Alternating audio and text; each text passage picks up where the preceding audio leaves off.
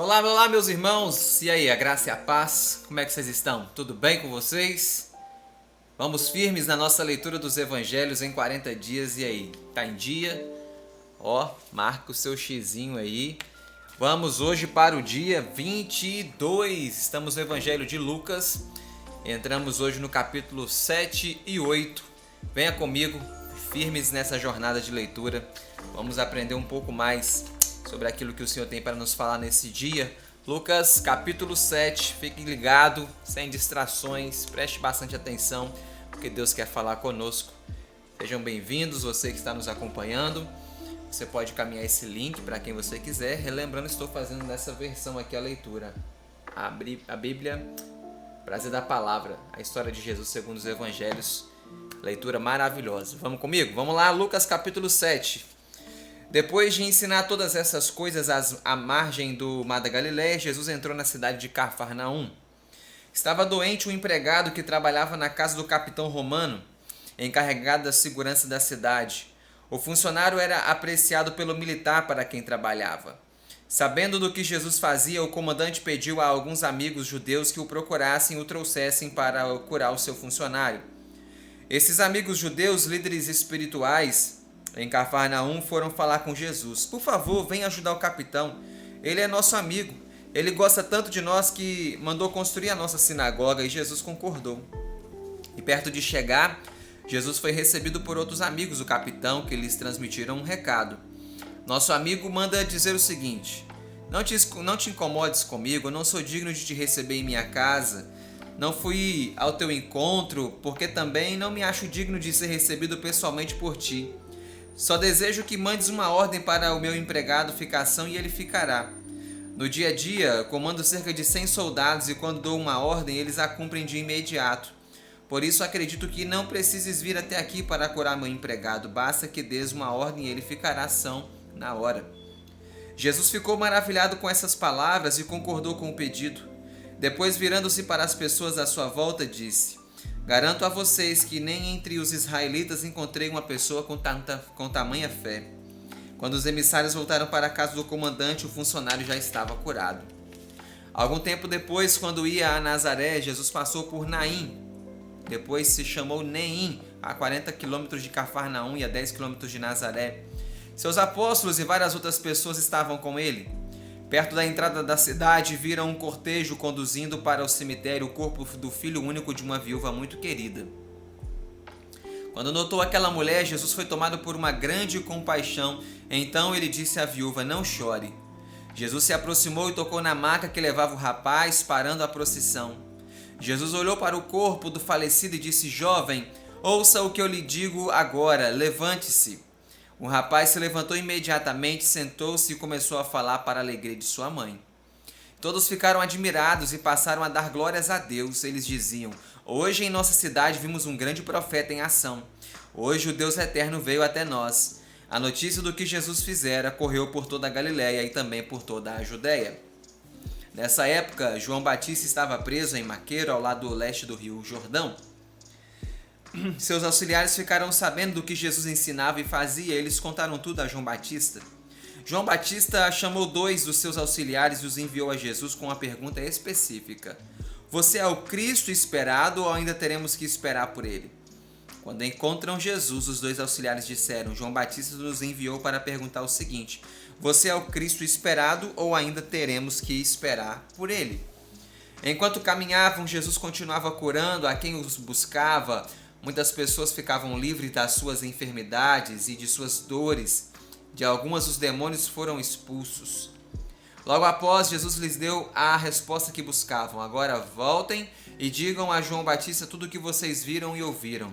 Cegos voltam a ver, paraplégicos estão andando, doentes da pele estão limpos, surdos ouvem e mortos voltam a viver. E Jesus continuou: O evangelho está sendo pregado aos pobres. O último recado para João Batista foi esse: Quem crê em mim, sem duvidar, é feliz. Assim que aqueles emissários foram embora, Jesus se dirigiu ao povo para falar sobre João Batista. E movidos por curiosidade, vocês atravessaram o Rio Jordão para encontrar um pregador realmente extraordinário, não um simples mortal. Parece que vocês queriam ver um pregador elegantemente vestido. Vocês não sabem que quem se veste na moda não mora no deserto, mas em belas mansões? E Jesus prosseguiu: O que procuravam? Se procuravam um profeta, vocês o encontraram. Na verdade, vocês não encontraram um profeta qualquer. Foi sobre ele que o Deus Eterno falou por meio do profeta Malaquias: Eu envio antes de você o meu mensageiro, e ele vai pregar o caminho para a sua chegada. Jesus disse ainda mais: E eu garanto, não há ser humano sequer que seja maior do que João. E eu garanto também, por causa da graça de Deus, a pessoa mais simples pode ser mais importante que João Batista. Jesus sabia que todos os que ouviram João Batista reconheciam que o Deus Eterno agia por intermédio dele. Até os coletores de impostos creram e foram batizados no Rio Jordão. Jesus também sabia que os fariseus e teólogos rejeitaram a mensagem do Deus Eterno que João Batista transmitia, por isso nenhum deles foi batizado por João Batista. Foi pensando neles que Jesus declarou com firmeza: Que direi das pessoas que não aceitaram a missão de João Batista? Para mim, são como meninos que brincam numa praça e reclamam uns com os outros. O que está havendo, gente? Quando as músicas são alegres, vocês não dançam. Nas músicas tristes, vocês não choram. Assim não dá. É assim que fazem os que não gostam de João Batista. Ele não participa de festas e recomenda o jejum, então vocês dizem que está endemoniado. Eu participo de encontros festivos e vocês dizem que sou comilão e beberrão e que ando com más companhias. Se vocês realmente fossem sábios, entenderiam o que João e eu fazemos. Um fariseu de nome Simão convidou Jesus para um jantar especial. Jesus aceitou o convite e tomou o lugar que lhe foi reservado. Sabendo que Jesus estava na casa jantando com aquele fariseu, uma mulher, conhecida por sua má fama na cidade, foi até lá. Ela levava um perfume caro dentro de um frasco de alabastro igualmente caro. A mesa da refeição era baixa e as pessoas se sentavam em torno dela, no chão ou num sofá, com o corpo pendendo para frente e os pés para trás. A mulher veio por trás e tocou nos pés de Jesus. Ela chorava, suas lágrimas molhavam os pés de Jesus, mas ela os enxugava com os próprios cabelos. Além disso, ela beijava os pés de Jesus e derramava sobre eles o perfume que tinha trazido. Vendo aquilo, Simão pensou: se este homem fosse mesmo um profeta, saberia que a mulher que o acaricia não passa de uma tremenda pecadora. Imediatamente Jesus lhe dirigiu a palavra: Simão, eu preciso lhe dizer uma coisa. O fariseu respondeu: pode falar, mestre. E Jesus começou com uma comparação. Dizem que um homem emprestou dinheiro para dois outros, 500 para o primeiro e 50 para o segundo. O problema é que os dois devedores não tinham como pagar a dívida. Sabe o que aconteceu? O homem perdoou a dívida de ambos. Agora eu pergunto, qual desses devedores amarás mais o seu benfeitor? Simão respondeu: com certeza aquele que tinha uma dívida maior. E Jesus concordou: certo, Simão, você pensou certo. E Jesus então, apontando para a mulher, disse: você está vendo essa mulher? Você conhece bem os nossos costumes, mas quando eu entrei na sua casa, você não me deu água para lavar os pés. Ela, porém, molhou os meus pés com as lágrimas que caíam do seu rosto e depois os enxugou com seus próprios cabelos. E tem mais. Quando eu cheguei, você não cumprimentou com um beijo, ela, porém, não parou de beijar os meus pés. Eu tenho mais ainda para lhe dizer, Simão. Você não perfumou a minha cabeça, mas ela ungiu os meus pés com um perfume valioso. Antes que Simão tentasse se explicar, Jesus prosseguiu: e eu garanto que os muitos pecados dela foram perdoados, porque mostrou um grande amor. Simão, eu a perdoei, por quem é perdoado está pronto para amar. Em seguida, Jesus disse à mulher: eu perdoo seus pecados. E logo começou uma discussão durante o jantar em torno da questão: quem ele pensa que é? Será que ele tem mesmo o poder para perdoar pecados? Jesus não se importou e preferiu conversar com a mulher, a quem disse: vá, a sua fé te salvou, fique em paz. Lucas capítulo 8. Ao longo da sua missão, Jesus andava pelas cidades grandes e pequenas anunciando o evangelho da graça de Deus. Ele era acompanhado por 12 apóstolos e por algumas mulheres que eram agradecidas por Jesus tê-las curado ou libertado dos demônios. Eis os nomes de 3 de suas colaboradoras: Maria Madalena, de quem Jesus expulsara 7 demônios; Joana, que era esposa de Cusa, advogado da família de Herodes; e também Susana. Todas tinham bons recursos financeiros, os quais usavam para ajudar Jesus e seus apóstolos. Histórias de Jesus, o semeador. Algum tempo depois, diante dos moradores de Cafarnaum e de outras diferentes cidades da região, Jesus contou uma história. Era uma vez um trabalhador do campo, ele saiu plantando sementes. Algumas sementes caíram à beira da estrada e não cresceram porque os pássaros a comeram. Outras sementes caíram entre as pedras e elas chegaram a crescer, mas pouco depois secaram com a falta de água. Outras sementes caíram entre os espinhos, elas cresceram, mas os espinhos cresceram mais e as sufocaram. E por fim, outras sementes caíram numa terra fértil, essas cresceram muito, e muito mesmo. E tendo contado essa história, perguntou: vocês prestaram atenção? Os apóstolos pediram para explicar a história que acabara de contar. Jesus expôs o motivo de ensinar as histórias. Para vocês, explico que o Evangelho da graça de Deus. Para os outros, eu apenas conto histórias porque eles não querem nem ouvir nem entender. E Jesus continuou: eu vou explicar o significado dessa história. Algumas pessoas são como as sementes à beira do caminho. Elas ouvem, mas o diabo vem e arrebata do coração delas a palavra que escutaram, porque ele não quer que creiam e sejam salvas. Outras pessoas são como as sementes sobre as pedras. Elas ouvem a palavra e até recebem com alegria. Como não têm raiz, não resistem à aprovação e se afastam. Outras são como as sementes nos espinheiros. Elas ouvem, mas com o passar do tempo, acabam sufocadas pelas preocupações, pelas riquezas e pelos prazeres da vida. Até dão frutos, mas eles não amadurecem. Ainda bem que há pessoas que são como as sementes que caíram na terra boa. Elas ouvem com a atitude certa e guardam a palavra no coração. Elas dão frutos que permanecem para sempre. Sobre a natureza da sua missão, Jesus ainda acrescentou: tudo o que eu ensino é às claras. Eu não acendo uma luminária e depois abafo escondendo debaixo de um móvel. Na verdade, eu acendo a luminária e a coloco num lugar em que possa iluminar toda a casa. Eu não quero que ninguém fique tropeçando no escuro. Por agora, eu estou contando história, mas logo direi tudo bem claramente. Nada ficará secreto, tudo será esclarecido. Por isso eu peço a vocês, prestem atenção no que estou dizendo agora. Quando chegar a hora de falarem, será grande a responsabilidade de vocês, porque vocês aprenderam muito e para ensinar muito. Não falhem, não percam a oportunidade de ensinar o que aprenderam. O mundo precisa de vocês. Certo dia, Maria, mãe de Jesus, e os demais filhos dela procuraram por Jesus. E quando o encontraram, tentaram entrar na sua casa onde estava, mas não conseguiram porque tinha muita gente em volta dele.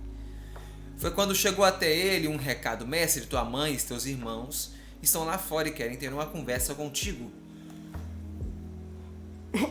Jesus, porém, respondeu: minha mãe e meus irmãos são meus familiares por laços de sangue, mas vocês farão parte da minha família espiritual se ouvirem e praticarem a palavra de Deus que ensino.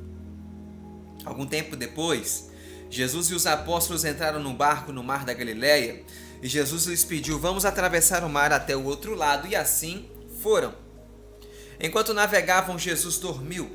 E pouco depois uma tempestade se formou e se abateu sobre o barco, que ameaçava naufragar. Apavorados, os apóstolos acordaram Jesus aos gritos: mestre, mestre, acorda! Nós vamos todos morrer. E Jesus acordou, levantou-se e repreendeu o vento em sua força e as ondas em sua fúria. E tudo passou e a calmaria voltou. Logo a seguir, Jesus perguntou aos apóstolos: onde é que está a fé que vocês têm? Cheios de medo e admirados diante do que viram, eles não lhe responderam, mas perguntavam uns aos outros: vocês viram? Ele manda na natureza, até os ventos e as ondas lhe obedecem. Prosseguindo a viagem, Jesus e seus apóstolos chegaram a Gerasa, também conhecido como Gadara, uma cidade localizada no lado leste do Mar da Galileia que tinha costumes religiosos diferentes de Israel. Assim que desembarcaram, um endemoniado veio ao encontro deles. Ele não usava roupas, nem morava em casa alguma. Na realidade, morava nos túmulos do cemitério local. Seus parentes o amarravam em correntes para proteger, mas ele arrebentava tudo e fugia para lugares desérticos. Ele viu Jesus, aproximou-se e gritou bem alto: o que você quer comigo, Jesus, filho do Deus Altíssimo? Peço-lhe que não me atormente. Jesus perguntou: como você se chama? E ele respondeu: eu tenho muitos nomes, são muitos. De fato, muitos demônios dominavam aquele homem. Diante daquela situação, Jesus ordenou que o deixassem, e naquele momento pastava numa encosta próxima uma grande manada de porcos, considerados animais impuros e desprezíveis em Israel. Então eles pediram a Jesus para não os expulsar para o abismo, mas para aqueles porcos, e Jesus permitiu. Os demônios saíram imediatamente do Geraseno ou Gadareno e entraram nos porcos, que se precipitaram montanha abaixo, caíram no mar da Galileia e se afogaram. Os tratadores dos porcos saíram correndo para alertar aos donos dos animais sobre o prejuízo que Jesus tinha causado. As pessoas ficaram muito agitadas. E quando procuraram saber o que tinha acontecido, encontraram o ex-endemoniado bem vestido e em perfeita saúde. E muitos ficaram felizes em vê-lo completamente transformado. Assim mesmo, a maioria do povo de Gerasa pediu para Jesus deixar a cidade, com medo de novos prejuízos. Jesus então deixou a cidade. O homem que fora curado pediu para ir com Jesus, mas a resposta foi diferente. Volte para sua casa e conte para todos o que aconteceu com você. O Geraseno fez como tinha sido orientado. Quanto a Jesus, ele subiu no barco e retornou para Cafarnaum. Quando retornou a Cafarnaum, Jesus foi recebido com muita alegria. Era grande a saudade que os moradores sentiam dele. E logo depois de seu retorno, Jairo, que era o dirigente da sinagoga da cidade, procurou por Jesus, curvou-se respeitosamente diante dele e pediu um favor. Ele queria que Jesus o acompanhasse porque a filha dele estava gravemente ferida, enferma em casa. A menina, filha única, tinha 12 anos de idade. Jesus então concordou. No caminho, feito com muita dificuldade, porque todo mundo queria conversar com Jesus ou tocar nele, apareceu uma mulher. Essa mulher sofria de uma doença grave, havia 12 anos, seu fluxo menstrual nunca parava. Esse mal-estar físico lhe trazia também um mal-estar espiritual, já que a legislação religiosa a considerava uma pessoa impura. E quando procurou por Jesus, essa mulher já havia gastado todos os seus recursos financeiros com médicos e os médicos já tinham desenganado. Então, quando soube que Jesus estava passando por ali, ela se espremeu por entre a multidão e tocou na borda da sua roupa que ele vestia, e imediatamente a hemorragia da mulher cessou. Na mesma hora, Jesus percebeu e perguntou ao público que rodeava: quem me tocou? E ninguém se manifestou. Pedro então tentou explicar: mestre, é impossível saber, tem gente demais aqui, está todo mundo colado na gente. Jesus queria saber quem tinha tocado nele. Alguém me tocou e eu quero saber quem foi abençoado. A mulher que fora curada da hemorragia se apresentou. Ela tremia toda. Enquanto explicava o seu sofrimento e ao mesmo tempo agradecida por ter ficado livre da doença, Jesus a ouviu e a tranquilizou: querida, vá em paz para sua casa, a sua fé salvou você para sempre. Jesus ainda conversava com a mulher quando chegou um emissário vindo da casa de Jairo trazendo uma triste novidade. Jairo, tua filha morreu. Nada mais pode ser feito por Jesus. Jesus, no entanto, tranquilizou Jairo. Não se desespere, Jairo. Apenas confie, ela ficará bem. E Jesus então chegou à casa de Jairo. Todos choravam intensamente. As músicas fúnebres já estavam sendo cantadas e ele lhe disse: vocês não precisam chorar. Ela não morreu, ela está apenas dormindo. Todos debocharam dele porque sabia que a menina tinha morrido.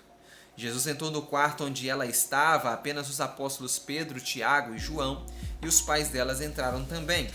E Jesus pegou a menina pela mão e disse: menina, levante-se.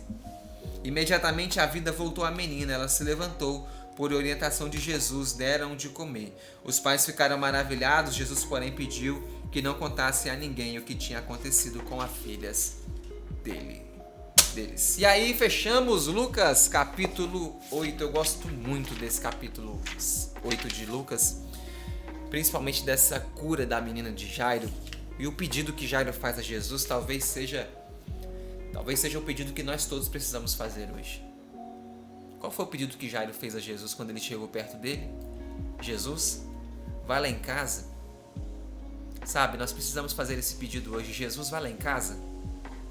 Talvez não esteja com uma questão fisiológica, física ou de saúde, mas há problemas espirituais nas nossas casas que só Jesus resolve. Precisamos convidá-la para ir para nossa casa e trazer de volta aquilo que já morreu ou que está morrendo, a alegria que se foi, a paz que se foi. Chame Jesus para casa. Jesus vai. Quando Jesus chega, tudo pode acontecer. O choro é transformado em alegria, a morte é transformada em vida, a desesperança se renova com a nova esperança que Ele traz. E é assim quando nós encontramos com Jesus. Amanhã eu espero você no nosso dia 23, Lucas 9 e 10. Que Deus possa abençoar a sua vida, a sua casa. Tenha uma ótima noite, um ótimo dia. Que Deus te guarde. Eu espero você amanhã. Até lá. Fiquem com Deus.